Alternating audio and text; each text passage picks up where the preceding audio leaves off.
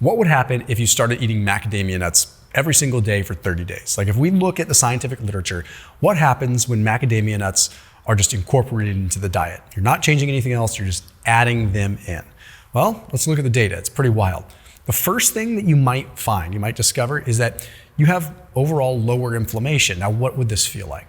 Perhaps you have less joint pain, perhaps you feel less brain foggy, perhaps your immune system feels better, perhaps things are just kind of functioning better, but you also might notice your recovery is better, your blood flow is better, you don't get as sore from workouts. Like you might notice these things literally inside of 30 days, and there's data to back this up. So with this, I look at a study that was published in the journal Lipids, where they had subjects consume 40 to 90 grams of macadamia nuts per day for 4 weeks. That's a good amount of mac nuts, but it's not like an unrealistic amount of macadamia nuts.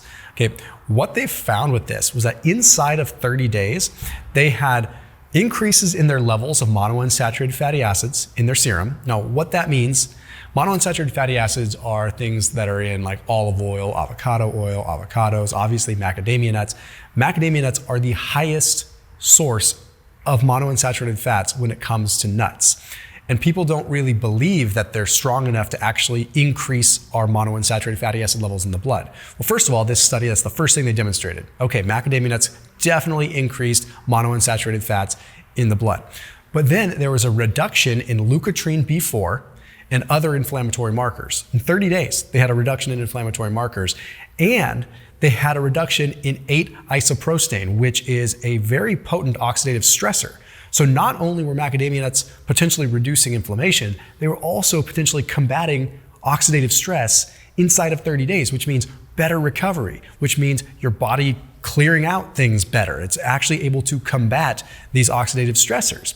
Okay, this happened within inside 30 days. But if we look at another study that was like a 30-day shorter term study, it was published in ESPEN, which is kind of funny, not ESPN, but ESPEN, and it has nothing to do with sports, but it was talking about vascular function, so endothelial cells. And what they found is that by adding macadamia nuts in, there was quite an improvement. Check this out. So they took 64 overweight people, they had them cut out some of their saturated fats and add in other monounsaturated fats. And some of them added in macadamia nuts. Well, the macadamia nut group ended up having significant improvements in endothelial function, and that means better blood flow, and that means ultimately a myriad of different things. So better overall vascular health. How do you feel with this? Well, this could improve a multitude of things. For one, it might make your brain feel better. It might make you feel overall recovered. There's a lot of things. But let's move into the next one. I put a link down below for the collagen I recommend. I've talked about it for years. It's the one that it's literally the only one I use these days. It's the Bubs Naturals collagen. I am a huge fan of what this company stands for, in addition to the high quality of their bovine collagen. So if you've ever seen the movie 13 Hours, which was about the whole Benghazi thing with Glenn Doherty, well, his call sign as a Navy SEAL was Bub. And Bubs Naturals was created sort of in light of this. So 10% of all profits from any Bubs Naturals order go to charity in the name of Glenn Doherty. So me, as someone that works with the military, I work with special operations, this is something that's really important and near and dear to me. So any way that I can support that, I do. But I also know that they really put their best foot forward when it comes down to the product itself.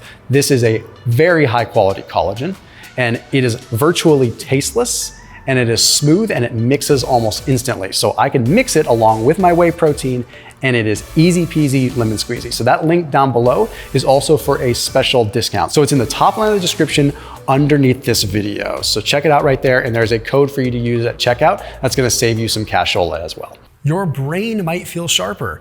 And there was another study published in Cureus that was also a 30-day study. And it wasn't looking at macadamia nuts specifically, it was looking at adding in more omega-3s, but it took a look at 9 different studies, so it was large-scale data. They found that dietary omega-3 intake did improve overall cognitive function. Now it does this because the omega-3s ultimately make it so that the cell membranes are more fluid. And that means that signal transmission can pass through into the actual cell better, meaning the brain can function. So you might start feeling sharper. Now here's what's up. With macadamia nuts, they are pretty high in omega-3s, but what makes them unique is how low in omega-6s they are. So they allow for more potential availability of omega-3s because you're kind of in checks and balances with omega-6 and 3. They do kind of compete for the same transporter, or receptor really.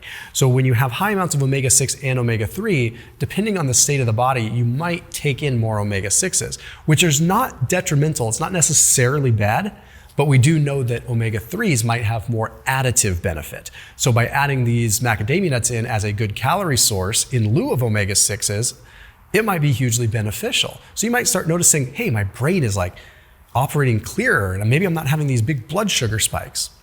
But there was also a study published in the Journal of the American Geriatric Society that was a 3-year study that took a look at monounsaturated fat intake, and it found that the more monounsaturated fatty acids consumed, the less cognitive decline. So they actually maintain cognitive function better over age 60.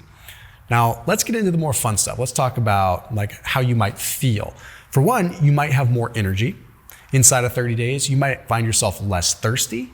You might find yourself actually urinating less. It sounds kind of funny, but they're all a result of potentially lower glucose.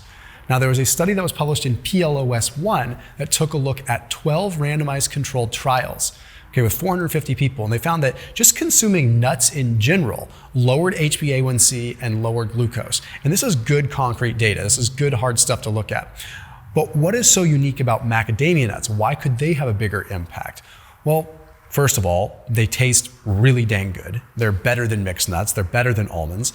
They have extremely high fiber content. They have low phytic acid content. They have a bunch of different things I'll talk about. Let's talk specifics with macadamia nuts and blood sugar for a second. So with this, we have to look at a rodent model study first, and then we'll move over to the human model stuff.